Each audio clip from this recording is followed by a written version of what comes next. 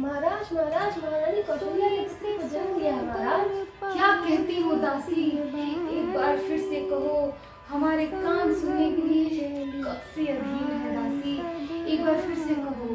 महाराज महारानी कौशल्या ने पुत्र को जन्म दिया है।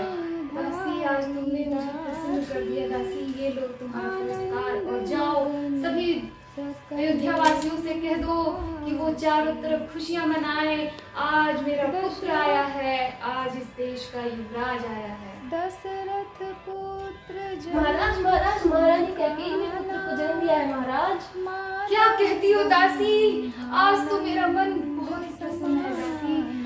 ले जाओ, प्रसन्नता मनाओ, खुशियां मनाओ। आज मैं बहुत खुशी प्रभु, आज मुझको बहुत बहुत बहुत ही प्रसन्न है। आज तो ऐसा लगता है मैं जो भी मांग लूं वो सब मुझे मिल जाए। महाराज महाराज महारानी सुमित्रा ने 2 सुंदर पुत्रों को जन्म दिया है महाराज।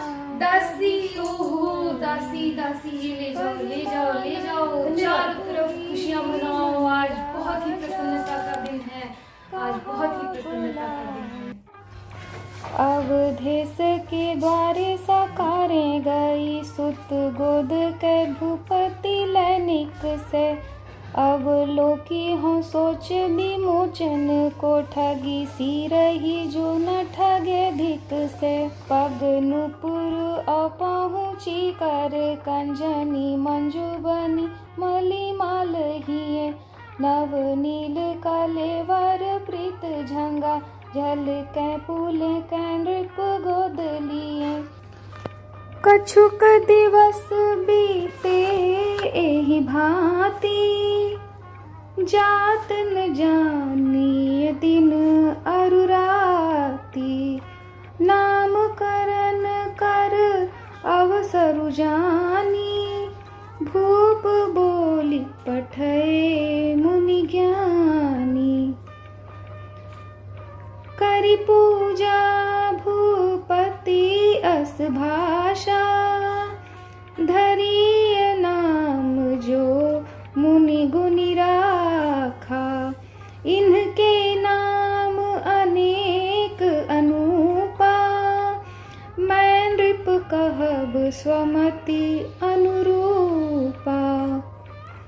जो आनंद सिंधु सुख राशि, सी करते त्रैलोक सुपासी।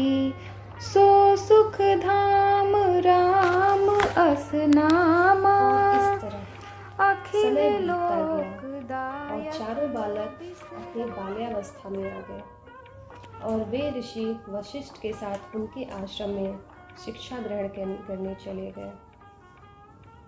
और वहाँ से लौटते ही अभी महाराज दशरथ उनके साथ समय भी नहीं बिता पाए थे, तभी ऋषि विश्वामित्र उनके राजमहल आए उनसे सहायता मांगने।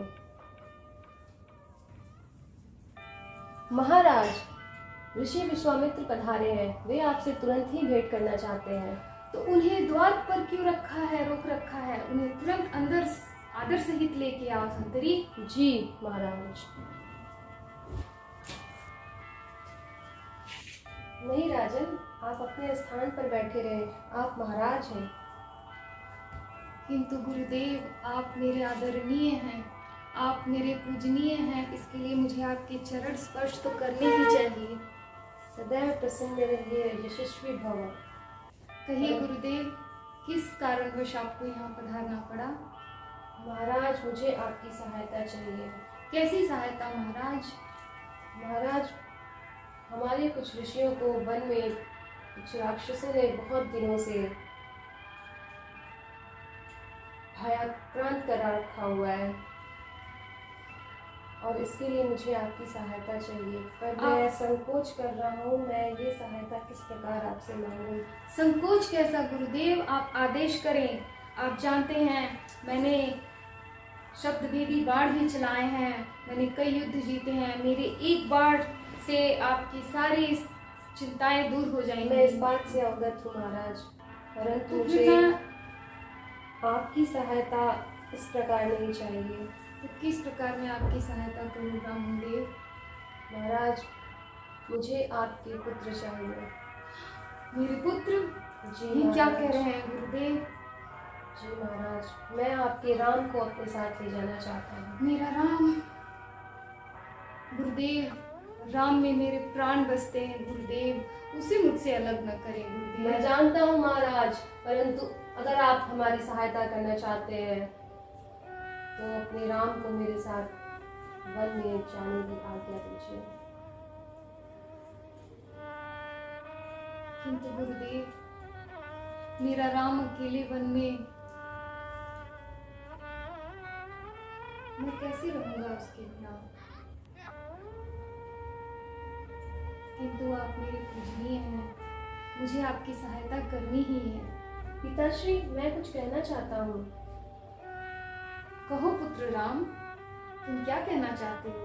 पिताश्री, ऋषिवर ने आपसे सहायता मांगी है और अगर आप ये सहायता नहीं कर पाएंगे तो ये हमारे कुल के लिए अच्छा नहीं है। आप कृपया मुझे जाने दें। ये क्या कह रहे हो राम? जी महाराज, आप एक महाराज होने के नाते ही निर्णय लीजिए, एक पिता होने के नाते नहीं। तुम ठीक ही कहते हो राम, मैं बहुत भावुक हो गया था।